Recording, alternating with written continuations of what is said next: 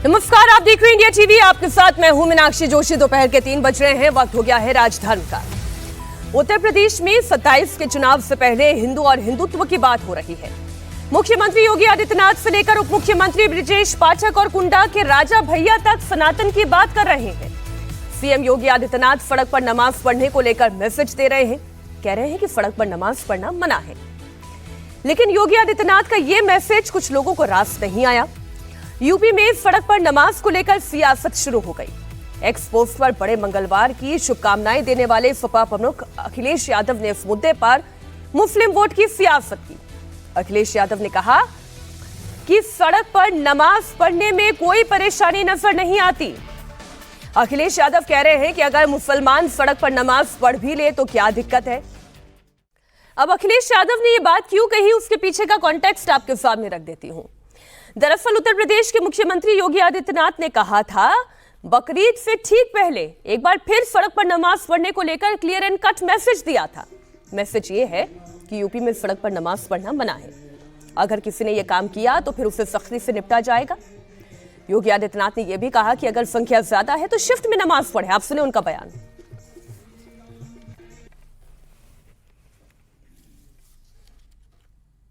आज आप देख सकते हैं दंगा मुक्त है, कर्फ्यू मुक्त है। लोग मुझसे पूछते हैं, साहब आपके यहाँ यूपी में क्या सड़कों पे सचमुच नमाज नहीं होती? मैं कहता हूं कतई नहीं होती है। आप जाके देख लो, नहीं होती है।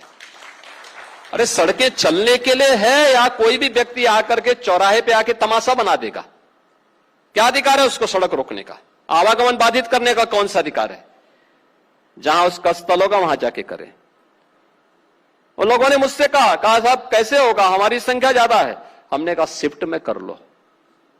तुम्हारे घर में रहने की जगह नहीं है तो भाई संख्या नियंत्रित कर लो, और नहीं है सामर्थ्य क्यों बेकार आगे संख्या बढ़ाई जा रहे हैं। और ये चाहिए आपको कि अगर आपको सिस्टम के साथ रहना है तो याद करना, हम उन नियम और कानून को मानना शुरू करें। कानून का राज होगा, कानून के राज को सबको समान रूप से लागू करेंगे। नमाज पढ़नी आवश्यक है, आप शिफ्ट में पढ़िए, हम उसको रोकेंगे नहीं, लेकिन सड़क पर नहीं।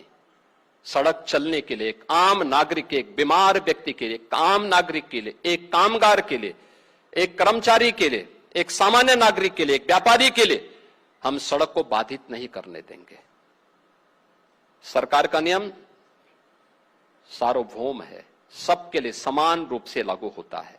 हमने सबको कहा, हमने कभी नहीं चलने देंगे, अराजकता नहीं सड़कों पे फैलने देंगे। प्यार से मानेंगे ठीक बात है, नहीं मानेंगे तो दूसरा तरीका अपनाएंगे। हमारा काम है संवाद बनाना। आप संवाद से मानेंगे, संवाद से, नहीं तो संघर्ष से भी देख लो। बरेली में लोगों ने हाथ आजमाने का कार्य किया, देख लिया ताकत। हमारे साथ चर्चा में शामिल होने के लिए कुछ खास मेहमान जुड़ गए हैं। हमारे साथ समाजवादी पार्टी के प्रवक्ता डॉक्टर अमित खान हैं। हमारे साथ एआईएमआईएम के नेता शादाब चौहान हैं। पॉलिटिकल एनालिस्ट सैयद जवाद हमारे साथ हैं, और इस्लामिक स्कॉलर मुफ्ती वजाहत काजमी भी हमारे साथ जुड़ गए हैं। और थोड़ी देर में बीजेपी की ओर से पक्ष रखने के लिए शिवम त्यागी और युवा चेतना के संयोजक रोहित कुमार सिंह भी हमारे साथ जुड़ जाएंगे। तो पहला सवाल मेरा मुफ्ती वजाहत काजमी जी से है। कासमी जी, क्यों नहीं सड़क पर नमाज पढ़ी जा सकती? सवाल यह है जो अखिलेश यादव कह रहे हैं कि भाई अगर सड़क पर नमाज पढ़ भी ली तो क्या हो गया, क्या दिक्कत है?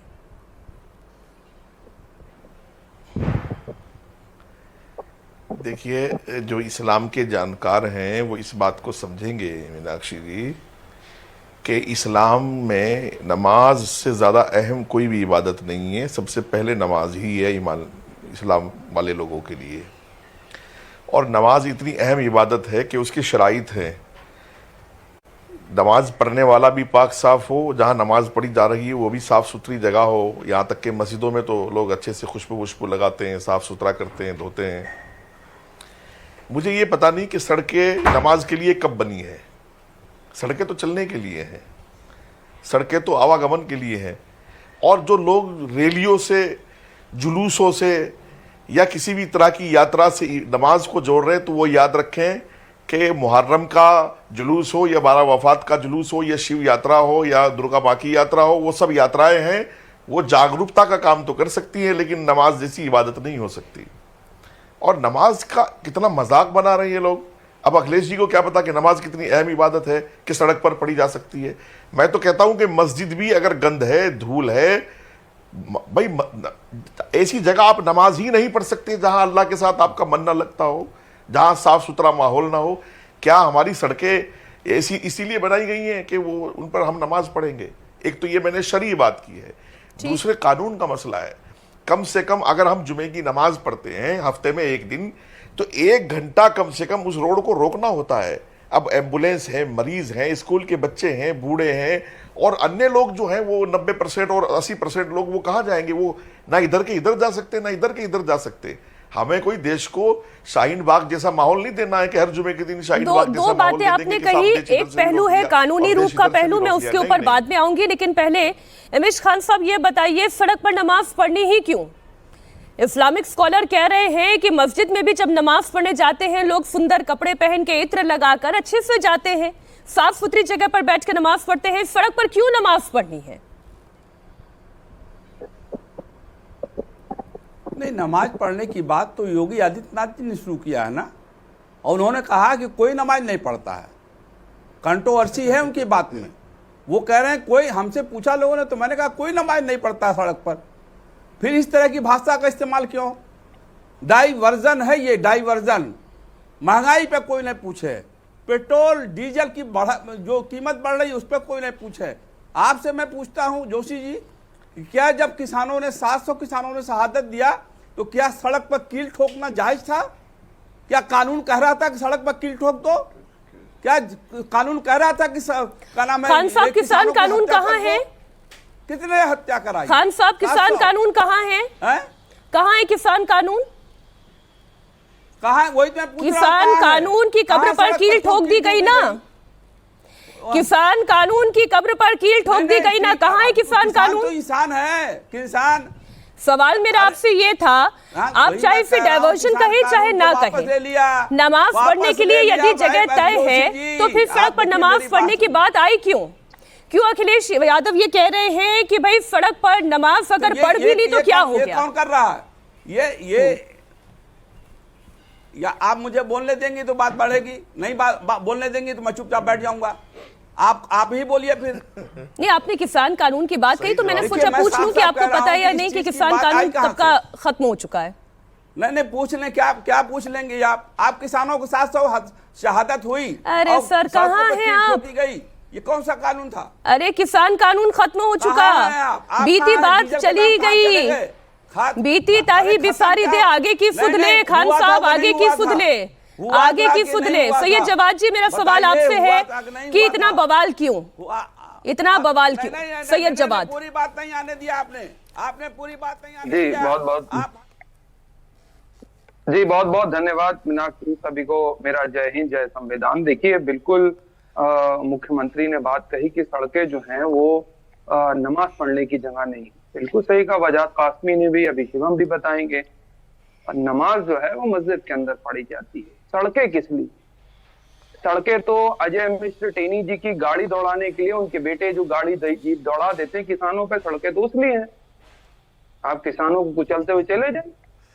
सड़कें तो इसलिए हैं कि बड़ी बड़ी लंबी लाइन जो है वो लगी हुई है इस वक्त पेट्रोल और डीजल के लिए। सड़कें उसमें लोग जनता खड़ी हुई। सड़क तो इसलिए है कि लोग सिलेंडर भरवाने के लिए रास्ते में खड़े हैं, रोड पे खड़े हैं और सरकार से सवाल पूछ रहे हैं।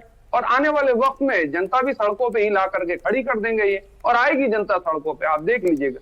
सड़कें इसलिए हैं। और देखिए सड़कों का इस्तेमाल भारतीय जनता पार्टी के नेता बहुत अच्छे करते हैं।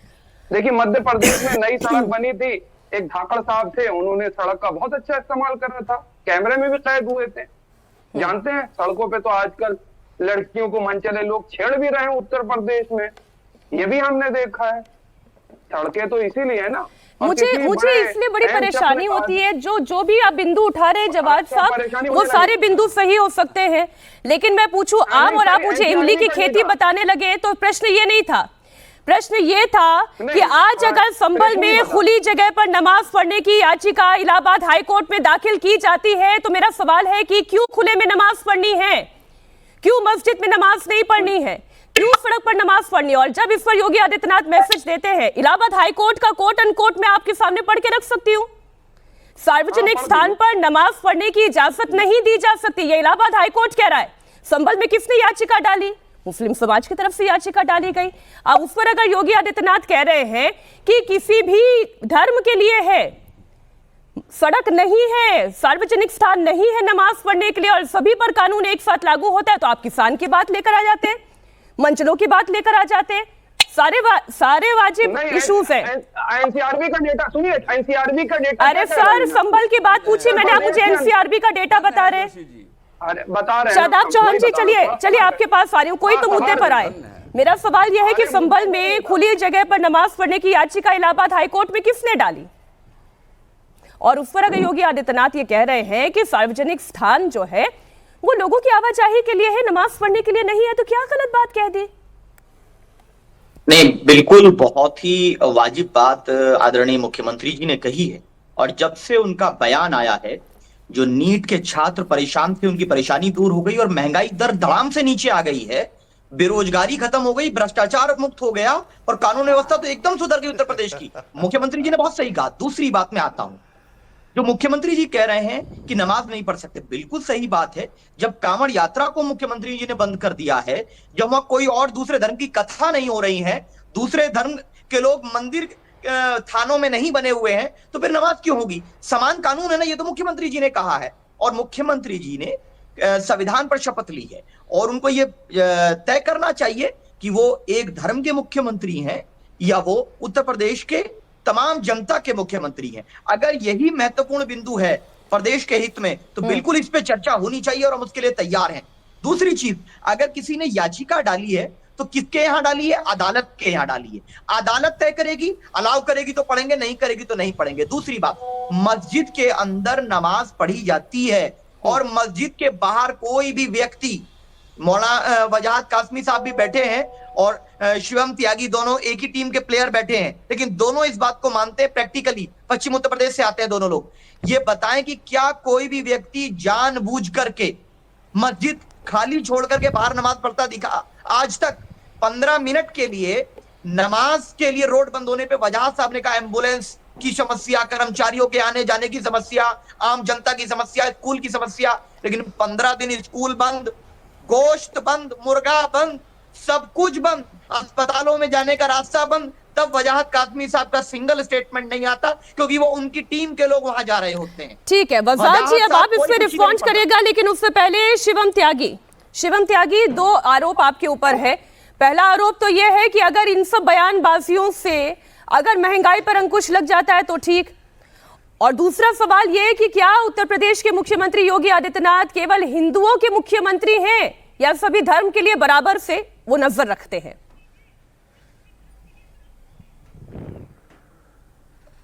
आर्टिकल 25 के तहत सुप्रीम कोर्ट ऑफ इंडिया ने पब्लिक ऑर्डर और इन सब चीजों को लेकर कई बार अपनी टिप्पणियां दी है और उन्होंने कहा है कि सड़कें आम जनता के इस्तेमाल के लिए है और उन्हीं के इस्तेमाल के लिए रहनी चाहिए। इसके अलावा गुजरात हाई कोर्ट ने, इसके अलावा इलाहाबाद हाई कोर्ट ने अभी 1 मई को, इसके अलावा जो है कलकत्ता हाई कोर्ट ने और भी मध्य प्रदेश हाई कोर्ट ने, कई सारे हाई कोर्ट्स ने इस बारे में कई बार अलग अलग जगहों पर टिप्पणी की है कि सड़क पर नमाज नहीं हो सकती। इस दुनिया की अगर बात करूं तो चाहे वो फ्रांस हो, चाहे वो इटली हो, सऊदी अरेबिया को तो ये बहुत मानते हैं, चाहे वो यूएई हो, चाहे वो इसके अलावा दुबई हो, वहां पर आप नमाज नहीं पढ़ सकते सड़क पर, और अगर आप पढ़ेंगे तो 500 दिरहम का जुर्माना लगेगा आपको। अब आप मुझे एक चीज बताइए, क्या फायदा है इस बात का? क्या सेंस है, क्यों करनी है नमाज सड़क पर? वहां तो वैसे भी नहीं पढ़ी जानी चाहिए। मैं तो मानता हूं कि इस तरह की चीजें आप खराब करना क्यों चाहते हैं? और एक और मुझे चीज अब बताइए, बार बार कहा गया 15 दिन के लिए सड़क बंद हो जाती है, ये हो जाता है, वो जाता है। कुछ नहीं होता बंद भाई, मैं भी वहीं से आता हूं, आप भी वहीं से आते हैं। रोड की एक तरफ की लाइन को उनके लिए प्रॉपरली कवर किया जाता है, दूसरी तरफ सड़क लगातार ऐसे ही एज इट इज चलती रहती है, और यही फिर इसमें शब बारात के जुलूस में होता है। उसमें भी तो होता है, सड़क पे परमिशन ली जाती है, आप अपना ताजिया निकालते हो और कोई दिक्कत नहीं, उसको परमिशन लेने के बाद काम होता है, उसमें तो कोई दिक्कत नहीं होती। तो कृपया करके मतलब एप्पल को ऑरेंज से कंपेयर करने की आवश्यकता नहीं है। साल में 52 बार जुमा आता है, आप चाहते हैं कि हर बार सड़क बंद हो, नहीं हो सकता, लेकिन सभी धार्मिक सम्मेलनों के लिए, चाहे वो हिंदुओं का हो, मुसलमानों का हो, सिखों का हो, ईसाइयों का हो, अगर साल में कोई भी 1 या 2 ऐसे मौके आते हैं तो उस पर सबको परमिशन लेकर जो है अपना जुलूस निकालने की पूरे तरीके से जो है वो है। तो आप सैयद जवाद आपको जवाब देना चाह रहे हैं, बताएं जवाद जी। और हालात बनाई गई है, महंगाई और उस पर एप्पल को ऑरेंज के साथ क्यों कंपेयर किया जा रहा है? नहीं, मुख्यमंत्री के जो स्टेटमेंट है उसको 2 पहलुओं में देखना चाहिए। पहला, उन्होंने कहा कि फिर हमारे पास दूसरा तरीका नहीं, वो दूसरा तरीका बताना नहीं चाह रहे हैं कि दूसरा तरीका क्या है। दूसरा तरीका वही है इनके पास जो इन्होंने बटुक ब्राह्मणों के साथ करा, मैं बता देता हूं, शंकराचार्य के साथ करा, दाल मंडी के अंदर करा, और अभी उत्तर प्रदेश के अंदर लखनऊ के अंदर जो आपने वकीलों के साथ करा है, जो दूसरा तरीका आपका है, वही तरीका तो नहीं है। या जल्दी जल्दी में आप कुछ छूट गया हो, बताना नहीं चाह रहे हो? ठीक, जल्दी से इस पर जवाब दे ले, फिर मैं अमित खान जी आपके पास आ रही हूँ। शिवम, मैं जवाब दे रहा हूं, 10 सेकंड। हाँ, शंकराचार्य तो ये भी कहते हैं कि ये हिंदू राष्ट्र है, मुसलमानों को यहां से निकाल देना चाहिए। बड़ा शंकराचार्य प्रेम है, मानोगे क्या इस बात को? सो कृपया करके जबरदस्ती इधर उधर घूमने की आवश्यकता नहीं है। सामाजिक सौहार्द, पब्लिक ऑर्डर और पॉपुलेशन कंट्रोल के लिए, प्लीज बीच में नहीं बोलना ना, मैं आपके बीच में नहीं बोला, प्लीज आप इनको रोक दीजिए। मीनाक्षी, मेरा निवेदन है आपसे, इनको आप रोक दीजिए। देखिए जवाद जी, आपकी बात आई, कोई बीच में नहीं टोक रहा था, लेकिन अब शिवम त्यागी की बात आने दीजिए। आपने बोला वही रिपीट कर रहे हो, कोई फायदा नहीं है, लेकिन क्यों बीच में डिस्टर्ब करना है? मैं एक चीज कहना चाहता हूं कि सामाजिक सौहार्द, पब्लिक ऑर्डर, कानून व्यवस्था और पॉपुलेशन कंट्रोल का एक ही लाइन में सम अप करने का इससे बेहतरीन बयान हो ही नहीं सकता। मुख्यमंत्री जी योगी आदित्यनाथ जी ने कहा कि सड़क पर नमाज नहीं होनी चाहिए, यानी कि पब्लिक ऑर्डर मेंटेन करना चाहते हैं। अगर पढ़ेंगे तो उसके और भी तरीके हैं, यानी कि कानूनी पहलुओं को एक्सप्लोर किया जाएगा। और जब जगह नहीं है तो पॉपुलेशन क्यों बढ़ानी, यानी कि पॉपुलेशन कंट्रोल का भी मैसेज। मतलब एक ही लाइन में इससे बेहतरीन मैसेजिंग और क्या हो सकती है?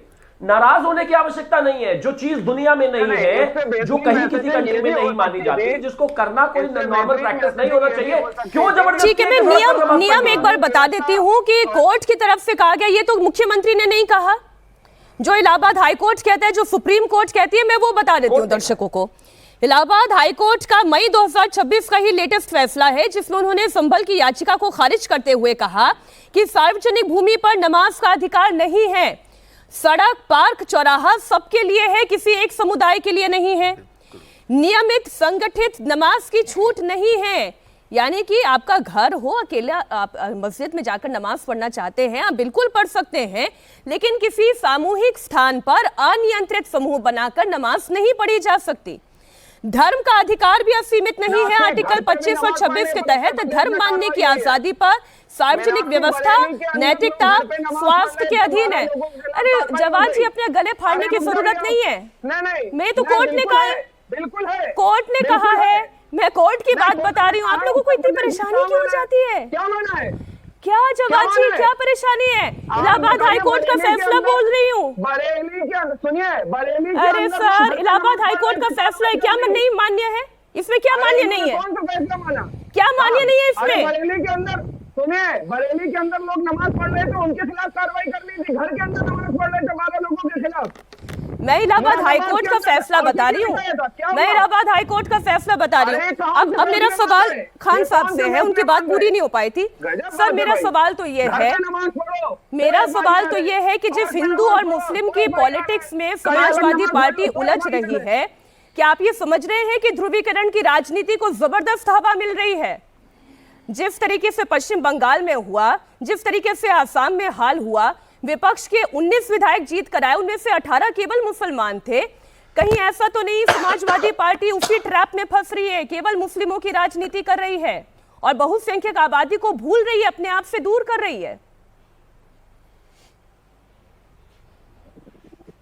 जोशी जी, आप एक तरफा बात मत करिए ना। देखिए, अभी भारतीय जनता पार्टी के प्रवक्ता बोल रहे थे, 1 मिनट 1 सेकंड के लिए नहीं टोका आपने, अब मुझे बार बार टोका आपने।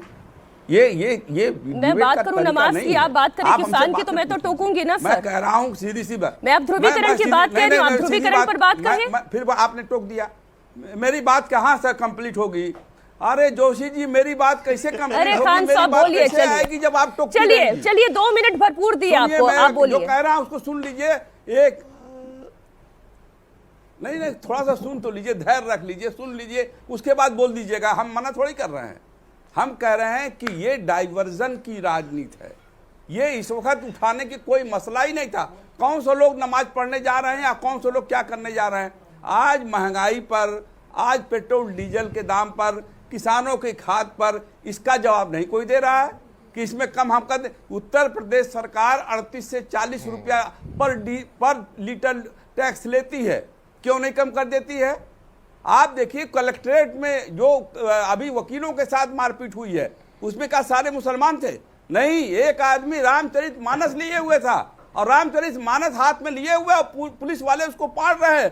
रामचरितमानस कहाँ गई कुछ पता नहीं है। ये कौन सा कानून है?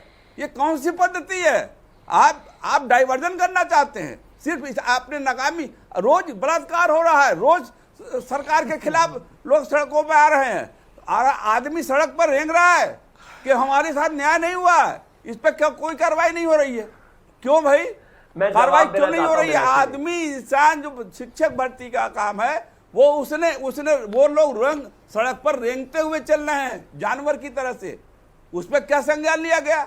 ये सिर्फ डाइवर्जन है और कुछ नहीं है। हिंदू मुसलमान को लड़ाने की बात है और कुछ नहीं है।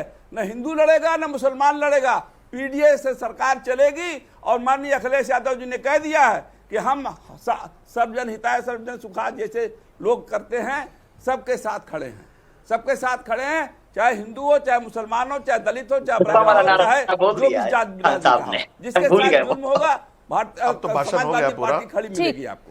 मैंने पूरे आपको 2.5 मिनट दिए हैं, पूरे 2.5 मिनट दिए। ये हकीकत है भाई। अरे ये सर, रामचरितमानस को अरे मैंने मान ली आपकी बात, मैंने मानी आपकी बात। मैंने पूरे 2.5 मिनट दिए और गिनती के पूरे मैंने गिनती बराबर चालू रखी। 2.5 मिनट मैंने आपको पूरे दिए। इस वक्त युवा चेतना के संयोजक रोहित कुमार सिंह भी हमारे साथ जुड़ चुके हैं। मैंने सवाल ये जो पूछा था खान साहब से, मैं वो सवाल आपके पास लेकर आ जाती हूँ। मीनाक्षी जी 10 सेकंड दे दीजिएगा जरा। मैं आ रही हूँ, शिवम जी आ रही हूँ मैं आपके पास। अभी हमारे साथ चूंकि युवा चेतना से रोहित कुमार सिंह जुड़े हैं। सवाल ये है, पहला सवाल तो ये कि सड़क पर नमाज पढ़नी क्यों? खान साहब ये कह रहे हैं कि भाई सड़क पर नमाज करने का मसला तो हम लेकर आए ही नहीं। महंगाई है, बेरोजगारी है, सड़कों पर अत्याचार हो रहा है, रेंग रहे हैं लोग, ये तमाम बातें उन्होंने कह दी। सवाल यह है कि 2027 के चुनाव के मसले क्या हैं समाजवादी पार्टी के पास?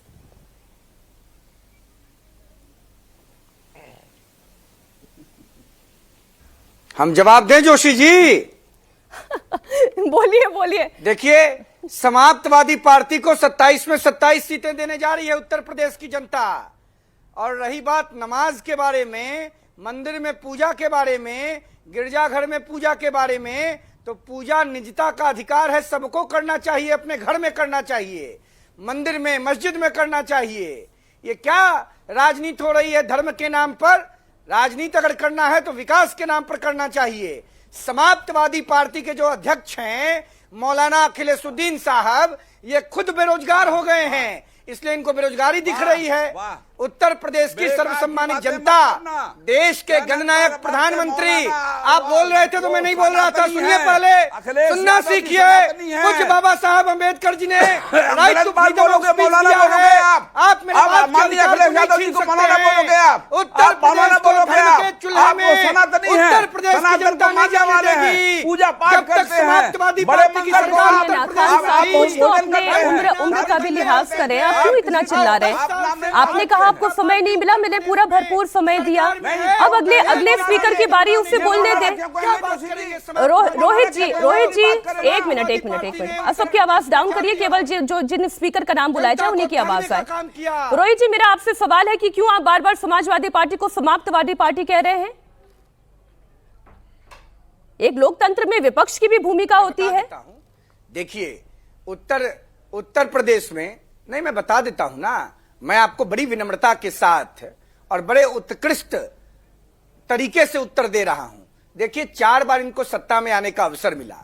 भगवान कृष्ण को ये लोग अपना आराध्य बताते हैं। मथुरा में भगवान कृष्ण का उतना बड़ा भव्य मंदिर है, जन्मभूमि है, उसके मुक्ति की चिंता इन लोगों ने नहीं की और भगवान कृष्ण का नाम बार बार लेते हैं। तो इनको समाप्तवादी पार्टी उत्तर प्रदेश की जनता नहीं कहेगी तो क्या कहेगी? 2017 में चुनाव हारे, 2022 में चुनाव हारे, 2027 में हारने जा रहे हैं और वर्ष 3002 तक चुनाव हारेंगे। और सुनिए, एक महान पराक्रमी योद्धा हुए, भगवान कृष्ण के बाद जिनकी मान्यता और स्वीकृति है, वीर लोरिक, बलिया उनकी जन्मभूमि है उत्तर प्रदेश में। उनके जन्मभूमि पर 4 बार सत्ता में रहते इन लोगों ने कुछ नहीं किया। मैंने उत्तर प्रदेश के माननीय मुख्यमंत्री आदरणीय योगी आदित्यनाथ जी को चिट्ठी लिखकर वहां केंद्र बनाने का मांग किया।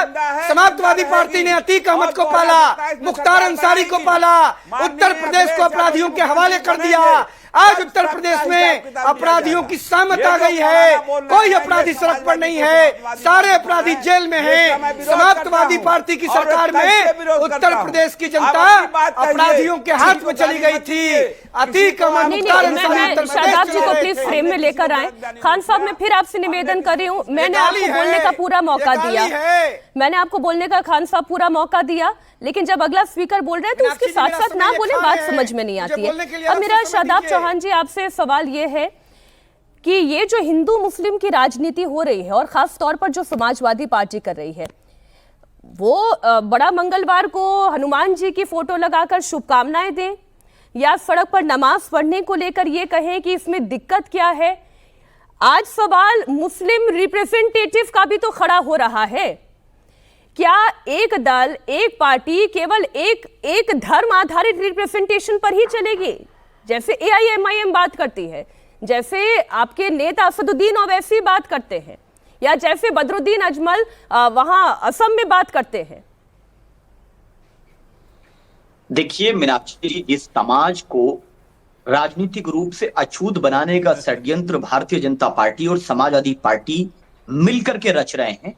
क्योंकि बीजेपी अगर हिंदुत्व के रास्ते पर चल रही है तो समाजवादी पार्टी सॉफ्ट हिंदुत्व के रास्ते पर चल रही है। वो भी केदारेश्वर का भी मंदिर बनाने की बात करते हैं, कभी राजा सोहेलदेव की मूर्ति लगाने की बात करते हैं और एक तरफ कहते हैं कि हम धर्म जाति की बात नहीं करते। जब मुसलमानों पर मॉब लिंचिंग हो, मस्जिद मदरसा खानका को टारगेट किया जाए, बरेली के इमाम साहब की लिंचिंग हो, तो अखिलेश जी के 111 विधायक और 37 सांसद तो गूंगे बन जाते हैं। कितने आंदोलन किए मुसलमानों के मसलों पर इन लोगों ने? आज बता दीजिए उत्तर प्रदेश के अंदर ये सिर्फ और सिर्फ बयानबाजी करने का काम करते हैं। और मुसलमान 20% मुसलमान अपने पॉलिटिकल रिप्रेजेंटेशन की बात कर रहा है। और अंबेडकर जी ने भी यही बात की थी कि जिस समाज का राजनीतिक प्रतिनिधित्व नहीं होगा उसको न्याय नहीं मिल सकता। हम उस वंचित वर्ग की बात करते हैं जिसकी कोई बात नहीं कर रहा। और अगर अत्याचार ब्राह्मणों पर भी होगा, दलितों पर होगा, पिछड़ों पर होगा, ऐसा नहीं है कि हमारे नेता नहीं बोलते, हम बात नहीं करते। बिल्कुल करेंगे, आंदोलन भी करेंगे, क्योंकि हमारी लड़ाई न्याय की लड़ाई है। दूसरी बात यह है कि बार बार एक चीज उठाई जाती है और जो आपके पैनल में एक व्यक्ति ने मुझे अखिलेश जी के लिए क्या बोला ये तो जवाब एमएच खान साहब देंगे,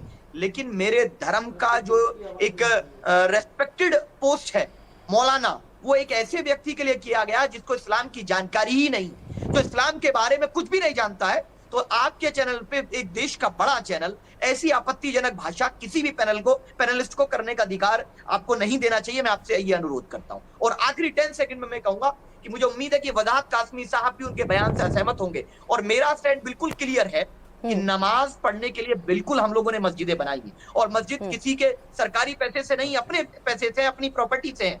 और जनसंख्या दर में मुख्यमंत्री जी को करेक्ट कर दूं, वो पढ़े लिखे काबिल है, लेकिन मुसलमानों का जो बर्थ रेट है वो रिड्यूस हुआ है पिछले 10 सालों में, वो इंक्रीज नहीं हुआ है। तो मुख्यमंत्री जी को ये नहीं कहना चाहिए कि हमारी जनसंख्या शुभकामनाएं आपको, आपका समाज प्रोग्रेसिव हो रहा है, इसके लिए तो बहुत शुभकामना है मुस्लिम समाज को अगर वो समाज प्रोग्रेसिव हो रहा है। लेकिन जिस रिप्रेजेंटेशन की बात अभी खान साहब आप ये कह रहे थे ना कि हम बात करते हैं, हम सबके हित के लिए बात करते हैं, शादाब चौहान ने तो आपकी पार्टी की पोल खोल कर रख दी। आप खुद सॉफ्ट हिंदुत्व की पॉलिटिक्स कर रहे हैं खान साहब। आपको डर है कि कहीं मुस्लिमों की बात करते करते हिंदू वोट आपसे पूरी तरह ना खिसक जाए। उनकी पार्टी का नाम जोशी जी, मैं शादाब चौहान की बात का जवाब देने के लिए नहीं बैठा हूं, आपकी बात की जवाब देने के लिए बैठा हूं। शादाब चौहान अगर कह रहे हैं तो उनकी पार्टी का नाम क्या है या बता दीजिए आप। हिम्मत ही नहीं है, पार्टी का नाम ही मुस्लिमीन है, तो सबकी बात कहां आ रही है? इस्लाम कहता है, इस्लाम कहता है, धर्म कहता है कि किसी के खुदाओं को, किसी के पैगंबर की बुराई मत करो, ये इस्लाम कहता है। हम नहीं मानते इस चीज को। नहीं, नहीं, तो यहाँ पे किसी भी धर्म की बुराई तो हुई नहीं है इस चर्चा में। अखिलेश यादव जी को कहा जाएगा मौलाना।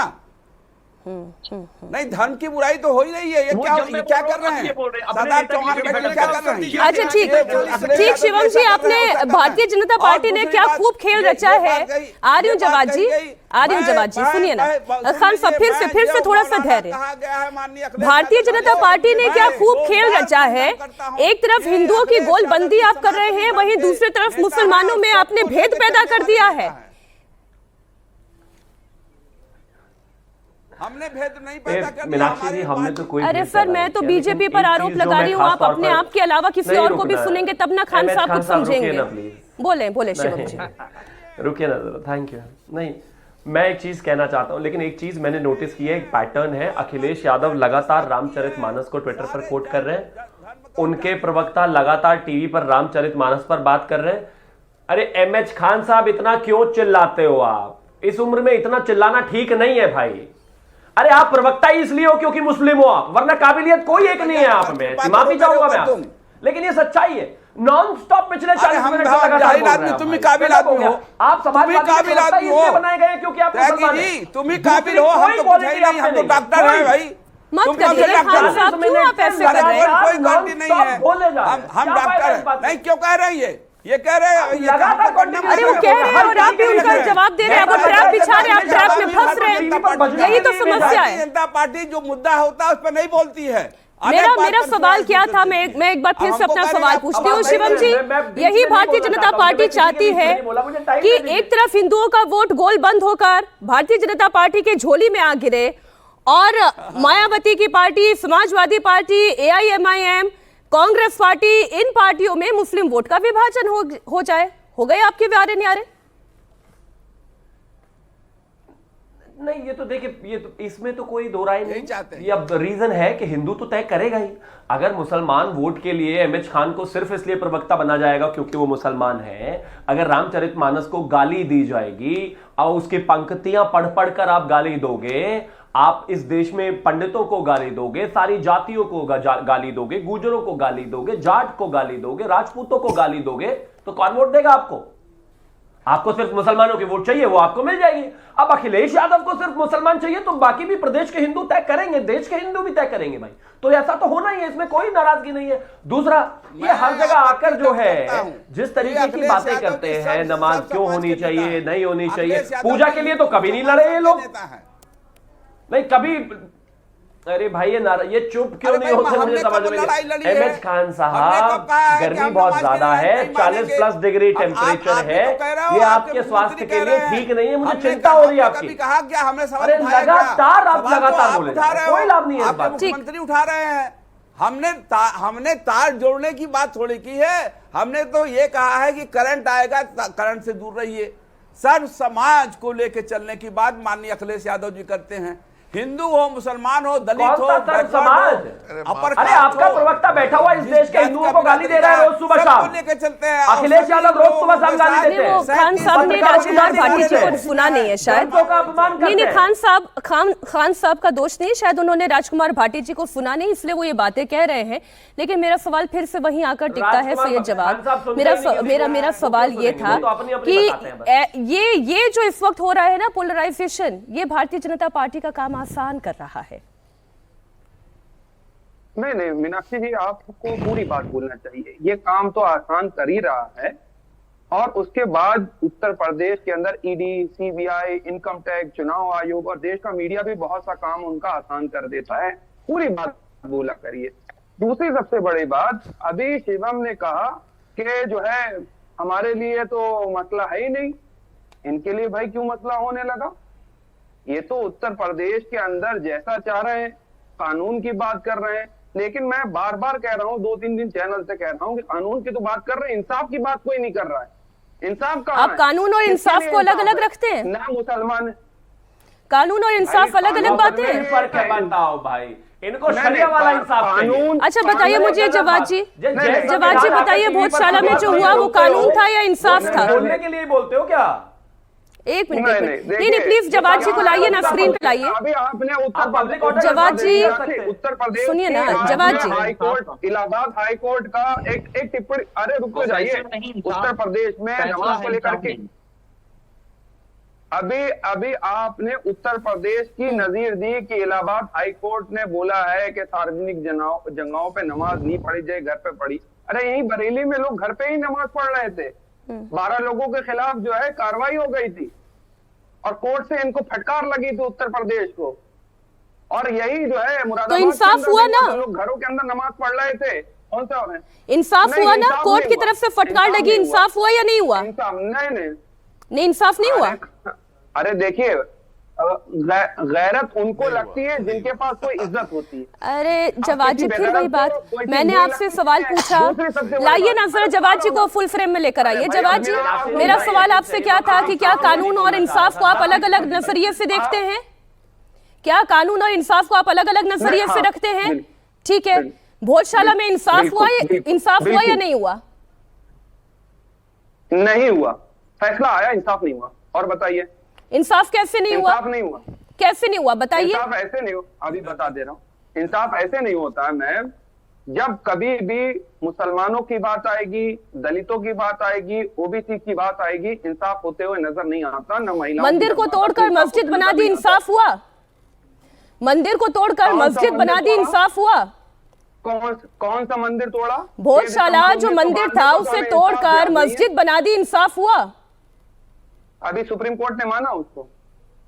हाई कोर्ट का फैसला आपने नहीं पढ़ा? नहीं, हाई कोर्ट का फैसला जो है, इसीलिए फैसला कह अभी रहे हैं कि सामने हम है मैं उसी सुप्रीम पर कोर्ट में बोलूंगी। मैं हाइपोथेटिकल संविधान बात को नहीं मान- करती हूँ जवाब जी, नहीं, हाइपोथेटिकल बात नहीं करती हूँ मैं, कोर्ट के फैसले पर बात करती हम हूँ। प्रोसेस की बात है। कोर्ट का फैसला आखिरी फैसला नहीं है इलाहाबाद हाई कोर्ट का। समझ लीजिए अच्छा, पहली बात। तो आखिरी और फैसला वो प्रोसेस होगा देश जो को गुमराह मत आप करिए। सोचेंगे। जो सुप्रीम कोर्ट देता है, और सुप्रीम कोर्ट का भी फैसले से नाइत्तेफाकी जाहिर करने का मेरा मंदिर के अधिकार- ऊपर मस्जिद बना दी, ये इंसाफ हुआ? मंदिर को मंदिर करार दे दिया, ये इंसाफ नहीं हुआ? वजात कासमी जी, मेरा प्रश्न अब ये है कि अगर मंदिर को मंदिर ना कह के मस्जिद कह दिया जाता तो ये इंसाफ होता, लेकिन मंदिर को मंदिर कह दिया इसलिए इंसाफ नहीं हुआ। नहीं हुआ इंसाफ। नहीं, मैं जवाब दे रहा हूँ, आप 2 मिनट सुन ही नहीं रही है, लगातार कासमी जी, देखिए। आपकी बात आ गई, आपका पहलू आ गया है। सुनना नहीं चाह रहे हैं। अब मैं बोलूं? जी, नहीं, कहाँ आया? हाँ कहाँ आया? हाँ, सुन लीजिए। अब देखिए, मैं चूंकि ये मेरा लास्ट कमेंट है मीनाक्षी जी, मैं अब चला जाना है मुझे। 3 बातें मुझे करनी है। दुनिया में जितने इस्लामिक राष्ट्र हैं, 2 बात आप बुला दिए। दुबई से लेके कतर होते हुए सऊदी तक, पूरी दुनिया में कहीं भी सड़क पर नमाज पढ़ने के लिए कानून नहीं है। वो देश इस्लामी शरीयत से चलते हैं, एक बात। दूसरी बात, एक हाकिम का एक्सेंट और लहजा ऐसा ही होना चाहिए जैसे योगी जी का। तीसरी बात, भोजशाला ज्ञानवापी, मुझे पूरे हिंदुस्तान के लोग बता दें, आपके चैनल के माध्यम से कमेंट करके बता दें, क्या किसी मस्जिद का नाम ज्ञानवापी या भोजशाला हो सकता है? कभी नहीं हो सकता। राजा मेहर भोज जो है, मैं गुजर समाज से आता हूँ, हमारे पूर्वज थे, हम उनके वंशज हैं। कासमी जी की आवाज बढ़ाएं थोड़ा, कासमी जी की आवाज बढ़ाएं, सुन नहीं पा रही हूं मैं। मंदिर था दलावर खां ने, जब दलावर खां वहां के गवर्नर बने मालवा के, उन्होंने सूफी कमाल को बुला करके यह विश्वविद्यालय सौंप दिया था। और जो सरस्वती देवी का वहां जो पूजा का स्थान था, जो मूर्तियां थी, वो लंदन ले जाई गई थी। ये इतिहास है पूरी दुनिया जानती है कि किसी मस्जिद का नाम भोजशाला नहीं हो सकता, ज्ञानवापी नहीं हो सकता। और राजा मेहर भोज तो हमारे गुजरों के पूर्वज हैं, हम उनके वंशज हैं, हम कैसे मान लेंगे इस बात को? आज ये दोगले लोग कहते हैं कि इंसाफ नहीं हुआ। ये सुप्रीम कोर्ट से राम मंदिर की तरह भी कहेंगे, जैसे कल कहा राम मंदिर के लिए कि इंसाफ नहीं हुआ, ये फिर कहेंगे कि इंसाफ नहीं हुआ। मैं कहता हूं कल भी इंसाफ था और आज भी। हाई कोर्ट में, सुप्रीम कोर्ट में, सब जगह इंसाफ हुआ है। राम मंदिर के लिए भी इंसाफ हुआ है, धार भोजशाला के लिए भी इंसाफ हुआ है, और मैं कहता हूं ज्ञानवापी के लिए भी इंसाफ होगा। ये लोग तड़पते रहे, परेशान होते रहे, देश कानून से चलेगा, संविधान से नहीं चलेगा। कांग्रेस ने, समाजवादी ने इनकी आदतें खराब करके इनको बता दिया कि कानून पर नहीं चलना है, ऐसे ही चलते रहो भेड़ चाल, और यही सब कुछ है। ऐसा नहीं होगा जी। बीजेपी ने सारा 10 सेकंड दीजिए। ठीक, ये शादाब जी, हाँ बोले, क्या कहना ऐसा चाहते हैं? है मीनाक्षी जी, देखिए, ठीक ठीक, रोहित जी देश बोले, तो- फिर शादाब आ रही हूँ मैं आपके पास। मीनाक्षी जी, देश तो मीनाक्षी जी देखिए, देश तो पूज्य बाबा साहब डॉक्टर भीमराव अंबेडकर जी के दिए हुए संविधान के प्रावधान से ही चलेगा। कांग्रेस पार्टी हो या समाप्तवादी पार्टी, राष्ट्रीय जनता दल हो या कोई और विपक्ष का राजनीतिक दल, धार्मिक तुष्टीकरण की राजनीति नहीं चलेगी। भगवान राम के राम राज्य के दर्शन की स्थापना हो रही है। देश प्रधानमंत्री गणनायक माननीय नरेंद्र मोदी जी के साथ खड़ा है। 27 में समाप्तवादी पार्टी को 27 सीटों पर उत्तर प्रदेश की जनता समेटने जा रही है। बोले बोले शादाब जी। बोलो, ये रट करके आते हो, कुछ नया बोला करो। कि जो इन्होंने कहा वजाहत कासमी साहब ने कि अरे रटा हुआ है कि जनता का नब्ज है, जनता का हमारी नब्ज। जाति के थे और राजपूत थे। चुप रहे, राजा मीरभोज हमारी जाति के थे, राजपूत थे। और आज जो कहा है राजा भैया ने कि वो जबरदस्ती धर्म परिवर्तन हो गया, क्या वजाहत कासमी साहब जो भाजपा का समर्थन करते हैं, क्या उनके पूर्वजों ने जबरदस्ती धर्म परिवर्तन किया? ये राजा भैया गलत बोल रहे हैं या वजाहत कासमी गलत बोल रहे हैं, ये स्पष्ट कर दें आज। और राजा मीरभोज हमारी जाति के थे, राजपूत थे। आप उन पे टैग न लगाएं अपना। अब तो मुझे आप ही के पास आना पड़ेगा, कासमी जी। अच्छा, अब मैं जवाब दूं? हाँ, मैं जवाब दूं? जी जी जी। मैंने इस बात का, मुझे पता नहीं क्या परिस्थितियां रही होंगी धर्म परिवर्तन की, लेकिन मैं गर्व से कहता हूं कि मैं एक सनातन के देश में, सनातन के कल्चर में एक सनातनी मुसलमान पला बड़ा हुआ हूं। और हमारा डीएनए महादेव का डीएनए, मैं इसका इनकार नहीं करता। मैं परिवर्तित मुसलमान हूं, आयतित मुसलमान नहीं हूं, मैं अशराफ मुसलमान नहीं हूं, मैं तो पसमानदा ओबीसी मुसलमान हूं। और क्या पता है, बिल्कुल क्यों नहीं मानूंगा, मैं आदम अलैहिस्सलाम को भी मानूंगा। और ये कहां से आए हैं? अरे भाई, मैं आपसे बैक टू बैक तो बात आपकी जवाब दे रहा हूँ ना, आप सुन लेंगे ना मेरी बात को। मैं तो कह रहा हूँ ना कि मैं इस बात का इनकार नहीं करूंगा कि हम महादेव का खून हमारे अंदर नहीं है। सबके अंदर आदम अलैहिस्सलाम का खून है। हमारा विश्वास है सबके अंदर आदम अलैहिस्सलाम का खून है, पूरी इंसानियत के अंदर। नहीं, देखिए, मेरा सवाल तो ये था शिवम जी कि 27 के चुनाव में चाहे राजा भैया हो, चाहे अखिलेश यादव हो, चाहे योगी आदित्यनाथ हो, चाहे कोई बड़ा नेता, आज तो राहुल गांधी भी मंदिर पहुंचे, उन्होंने भी टीका लगाया, रायबरेली में थे वो। विकास की जीत होगी 27 के चुनाव में, विकास की एजेंडे की जीत होगी, लॉ एंड ऑर्डर की जीत होगी, कानून की जीत होगी। शिवम जी, मीनाक्षी जी, मैं अक्सर इस बात को हमेशा बोलता हूँ और आज भी 27 में समाप्तवादी पार्टी को 27 ठीक है, सभी आप सब लोग एक के ऊपर एक ना बोले। शिवम जी, 27 के चुनाव में राहुल गांधी भी मंदिर पहुंचे। Thank you. ये आदमी है। मैं लगातार डिबेट्स में ये बोलता हूं और फिर से बोल देता हूं, मीनाक्षी जी थोड़ा समय दीजिए। भूल भुलैया फिल्म के राजपाल यादव की तरह सिंदूर लगाकर, कोर्ट के ऊपर जनेऊ पहनकर ही आपको मंदिर जाते हुए दिखाई देंगे। ये रामचरितमानस का डिस्कोर्स में आ जाना, उसकी तारीफ करना सिर्फ इसलिए नहीं है क्योंकि क्या हो गया है रोहित जी, अभी आपसे बात नहीं हो रही थी। मुझे इस चर्चा को यहीं पे रोकना पड़ेगा। बहुत शुक्रिया आप सभी मेहमानों का हमारे साथ जुड़ने के लिए, बहुत बहुत शुक्रिया।